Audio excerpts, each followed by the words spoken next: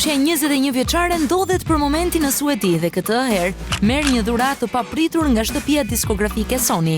Ajo nderohet me një pllakë Oscari për suksesin e jashtëzakonshëm të hitit Bon Bon. Gjithashtu, shumë shpejt do të vijë muzikë re, bani kishtat e kryqëzuar. Teksa shijon një gotë verë të kuqe, Jonida Vokshi bën të ditur se shumë shpejt do të hap barin e saj të quajtur Jo-Jo. Nëse fotoja është shkrepur në një nga ambientet e barit, atëherë duhet të themi se duket tepër interesante. Vetëm donin të dinim, nga i ka shkuar mendja për këtë emër? Jo-Jo. Luante me kukulla Barbie. Megjithatë, këtë herë ajo është vetë një e tillë, duke përzgjedhur një kapele, sueter dhe një çantë shpine, të gjitha ngjyrë roz dhe të jep përshtypjen e një vajze të vogël. Sa e ëmbël që duket. Mbrëmjen e dieshme, Ermali festoi ditëlindjen e babait të tij.